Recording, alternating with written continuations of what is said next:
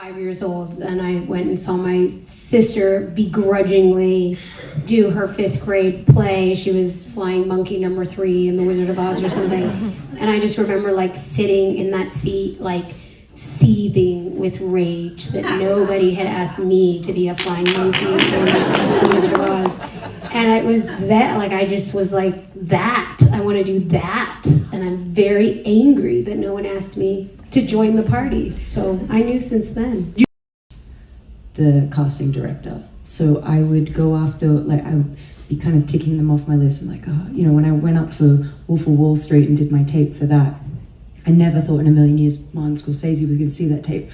I was excited that I was auditioning for Ellen Lewis because she's an amazing casting director, you know, so I was always like, okay, Ellen, I just got to impress Ellen Lewis. I just got to make, and having now been on, and I talk to his friends sometimes that, oh, I've got an audition to do, but I'm not really gonna, it doesn't really matter because I'm not right for the part. I'm like, no, it doesn't matter if you're right for the part, you got to give a memorable audition because they will remember you for another part. And now that I've been on the other side of it, we still go to actors that we watched auditions for I, Tonya.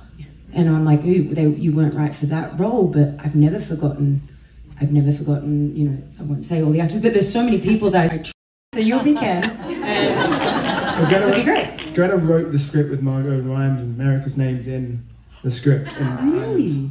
It says Ken, Ryan Gosling. And so we really didn't have a choice in the matter. We couldn't not get Ryan Gosling.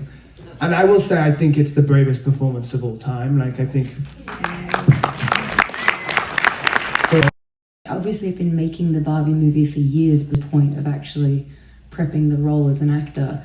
And all of a sudden, I was like, oh my God, I don't know what to do. She was like a little grape at the end of like a salad bowl. I just couldn't get her. I was like, there's nothing to hang on to. Like, I do it. Like, what are you? I normally have like the tools that I normally implement to create a character, and I invent childhood memories for my character that at somehow change the person that they are. And then I do animal work, and I work with movement coaches, and I map out emotional stuff, and I read books, and blah, blah, blah, blah, and I do all these things that I normally do it just wasn't applicable to Barbie. It just didn't, you know, she just exists. There is no childhood.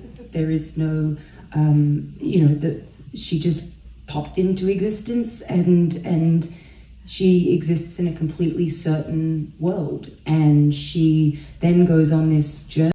Greta would burst out laughing, but I would like spit in Ryan's face. I'd be like, he would make stuff up all the time, and he would just, he's really, you've seen it, he's really funny. He's really funny. I would love to see the outtakes. Yeah, our blooper reel was incredible, yeah.